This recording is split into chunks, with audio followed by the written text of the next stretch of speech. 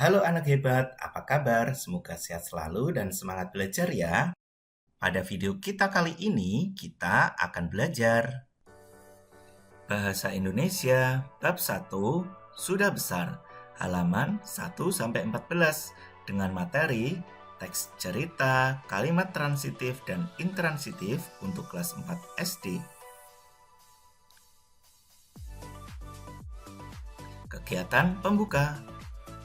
Kalian sudah makin besar, sekarang kalian sudah kelas 4. Perhatikan teman-teman kalian sekelas. Ada yang berubah, ada yang tidak. Ada perubahan fisik yang terlihat, misalnya ada yang badannya makin tinggi atau ada yang rambutnya makin panjang.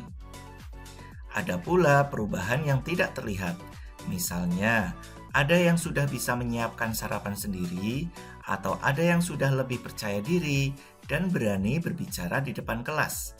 Perhatikan teman-teman kalian sekelas. Coba diskusikan bersama apa saja perubahan pada diri kalian dibandingkan setahun lalu saat kalian di awal kelas 3. Jangan khawatir jika perubahan kalian berbeda-beda. Hal yang penting kalian tetap berkawan.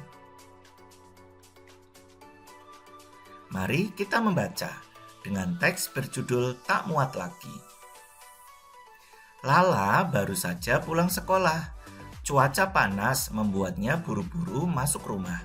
Segelas air dingin, itulah yang diinginkannya. Kakak pasti haus. Ini, minum dulu. Kiki menyodorkan segelas air. Adiknya itu memang baik. Wah, terima Kak. Lala menghentikan ucapannya. Begitu melihat baju yang dipakai Kiki, itu baju biru polkadot favoritnya. Kenapa kamu memakai bajuku? Lala bertanya dengan kejal. Kata ibu, baju ini untukku. Kakak kan sudah tidak pernah lagi memakainya, jawab Kiki bingung. Tidak pernah kupakai bukan berarti boleh diambil. Lala mulai marah. Ayo ganti bajumu. Tapi baju ini pas untukku. Kiki mengelak. Pasti sudah kekecilan untuk Kak Lala. Tidak, ini bajuku, bukan bajumu. Lala berkeras. Akhirnya, Kiki mengalah. Lala mendapatkan kembali bajunya. Langsung saja Lala ke kamar untuk berganti pakaian. Kiki mengikutinya. Masih cukup. Lala berdiri di depan cermin. Kenapa belakangan ini aku tidak pernah memakainya ya? Lala terus mematut diri. Awalnya tidak ada masalah. Tetapi lama-lama Lala merasa gerah. Dia juga sulit bernafas dengan lega. Kulitnya mulai terasa gatal. Lala lalu berusaha menggaruk punggungnya. Brek! Kak, baju kakak sobek. Kiki berteriak. Lala terdiam. Dengan sedih, dia meraba bagian baju yang sobek. Nanti minta tolong ibu untuk menjahitnya kak, usul Kiki. Bisa sih, tapi sahut Lala pelan. Dalam hati dia mengakui memakai baju sempit sungguh tidak nyaman. Lala juga menjadi paham mengapa akhir-akhir ini dia tidak pernah lagi memakai baju itu. Mungkin baju itu akan bertambah sobek kalau dia terus memakainya. Lala melihat bayangan dirinya dan Kiki di cermin. Ternyata Lala memang sudah besar. Dia sudah tak cocok lagi memakai baju itu. Ya, nanti kita minta tolong ibu menjahit baju ini, katanya. Kemudian Lala menambahkan, nanti baju ini buat kamu saja. Yang benar kak, hore, teriak Kiki senang. Lala mengangguk pelan, iya untukmu saja. Terima kasih, Kiki langsung memeluk kakaknya.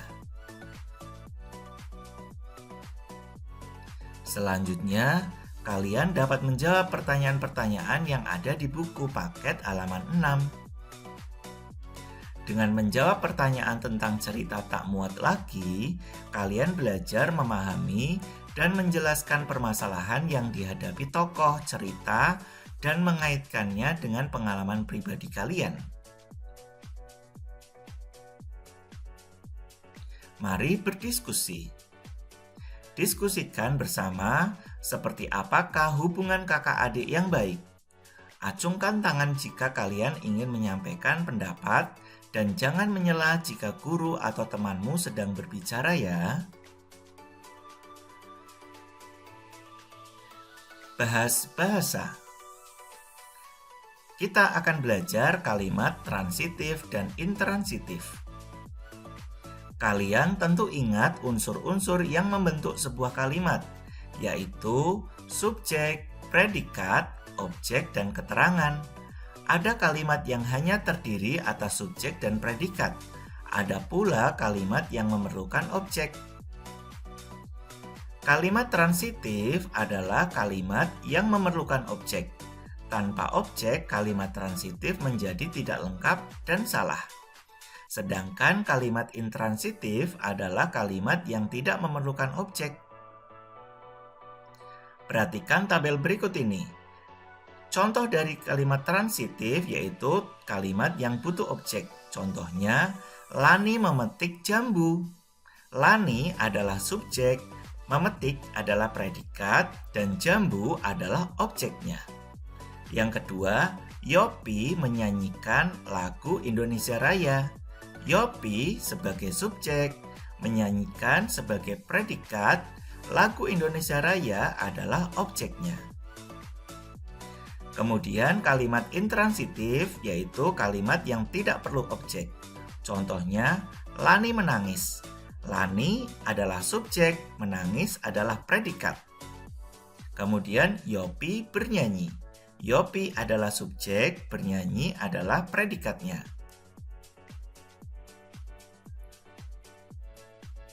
Setelah kalian mengenal kalimat transitif dan intransitif, mari kita menulis. Yang pertama, kalimat transitif dan kalimat intransitif dalam cerita Tak Muat Lagi. Coba perhatikan cerita Tak Muat Lagi. Carilah kalimat transitif dan intransitif di dalamnya. Tuliskan 5 kalimat transitif dan 5 kalimat intransitif yang kalian temukan dalam cerita Tak Muat Lagi. Tuliskan pula kata yang menjadi objek pada kalimat transitifnya. Yang kedua, latihan menulis kalimat transitif dan kalimat intransitif. Kita gunakan tabel berikut ini. Setelah kalian menemukan kalimat transitif dan intransitif pada cerita Tak Muat Lagi, silakan kalian tulis kalimat tersebut pada tabel berikut ini ya. Selamat mencoba.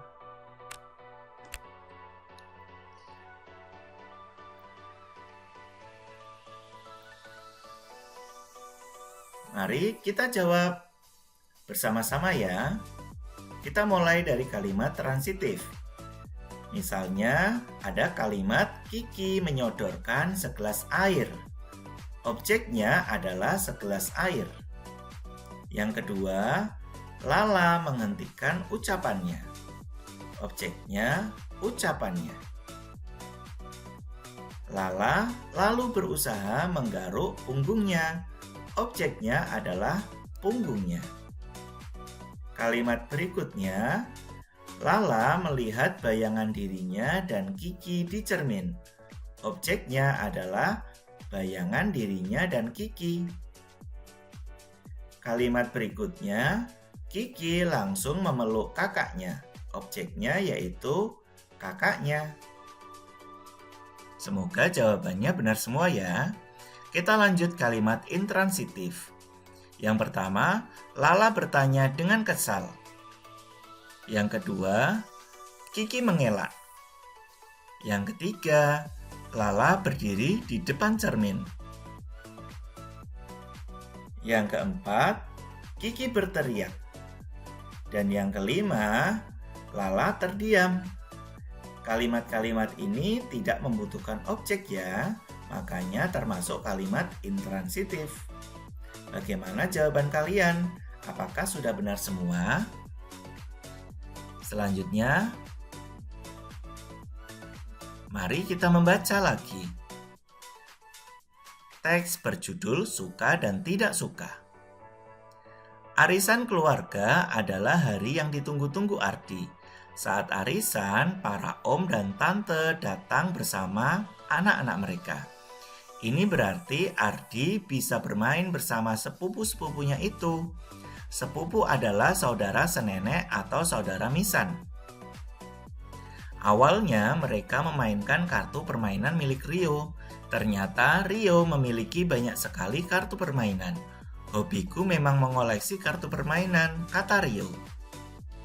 Mulailah yang lain juga menceritakan hobi masing-masing. Lita suka membaca, buku cerita miliknya sudah puluhan. Bobby si kecil dengan malu-malu menunjukkan kaos kaki warna-warni yang dipakainya. Mengumpulkan kaos kaki adalah kesukaannya. Tara suka menggambar. Aku selalu membawa krayon dan buku gambar kemana-mana, kata Tara sambil menunjukkan gambar yang sedang dibuatnya. Ardi terdiam. Apa ya hobinya? Hampir saja Ardi mengira dia tidak punya hobi ketika Derry menceritakan pengalaman pertama yang membuatnya suka berenang. Ardi segera ingat, aku suka memelihara kura-kura, serunya. Di halaman samping ada 2. Segera saja sepupunya ribut ingin melihat kura-kura Ardi kecuali Bobby. Bobby takut dengan kura-kura. Tara tidak suka kura-kura, tetapi dia tetap ikut berjalan ke halaman. Tahu-tahu Rio menjerit ketakutan. Itu, teriaknya menunjuk ke arah tanaman. Bahunya berguncang, dia mulai menangis. Setelah dilihat, ternyata yang ditunjuk Rio adalah laba-laba besar yang bersarang di antara pohon mangga dan tanaman. Laba-laba itu baik kok, kata Ardi. Aku membiarkannya di sana supaya dia menangkap nyamuk-nyamuk yang ada di taman. Namun, tangisan Rio makin keras dan tak terkendali. Om Danu, ayah Rio, terpaksa menggendong Rio masuk ke rumah. Di dalam rumah, Rio mulai tenang, walaupun sesekali masih terdengar isaknya. Om Danu kemudian bercerita, Rio memang sangat takut dengan laba-laba. Ah, masa Rio sebesar itu takut dengan laba-laba sekecil itu, kata Ardi. Kamu sebesar itu juga takut dengan kecoak kecil. Mama meledek Ardi. Ardi tertawa. Wah, iya juga ya, tapi aku kan tidak sampai menangis. Aku tidak menangis kalau ada kura-kura atau laba-laba, ujar Bobby. Aku hanya takut. Tidak apa-apa, kata Om Danu sambil membelai kepala Bobby. Itu biasa kok, orang dewasa juga biasa takut dengan sesuatu. Tapi ada orang yang sangat takut dengan sesuatu sampai panik dan tidak bisa mengendalikan diri. Ketakutannya berlebihan. Itu disebut fobia. Nah, Rio fobia terhadap laba-laba. Apa fobia bisa dicegah, Om? Tanya Derry. Setahu Om tidak bisa, Derry. Ada penyebab yang terkadang tidak bisa dijelaskan dan hanya bisa dirasakan oleh penderita fobianya. Namun, bercerita dengan teman atau keluarga bisa membantu. Sebaliknya, berkonsultasi dengan tenaga ahli seperti dokter atau psikolog untuk mendapatkan terapi. Ardi mengerti sekarang. Maaf Rio, katanya. Bagaimana caranya supaya Rio tetap bisa melihat kura-kura ya? Kolam tempat kura-kura memang di dekat sarang laba-laba itu. Oh, Ardi tahu. Dia bisa membawa masuk kura-kuranya. Cerita ini ditulis oleh Dian Kristiani. Setelah kalian membaca cerita suka dan tidak suka, mari kita melanjutkan dengan menyimak. Apa itu fobia? Fobia adalah ketakutan yang sangat berlebihan terhadap benda atau keadaan tertentu yang dapat menghambat kehidupan penderitanya. Contoh fobia ada banyak. Bantulah agar dia bisa tenang, misalnya dengan memeluknya, mengajaknya menjauh dari benda yang membuatnya takut, atau mengalihkan perhatiannya ke hal lain. Lalu, apa saja gejala fobia? Ada banyak gejala, misalnya jantung berdebar keras, tubuh gemetar, menangis, leher terasa tercekik, mual, selalu ingin buang air kecil, sesak nafas, sakit kepala hebat, dan lain-lainnya. Demikian video pembelajaran kita kali ini. Semoga bermanfaat. Sekian dan terima kasih.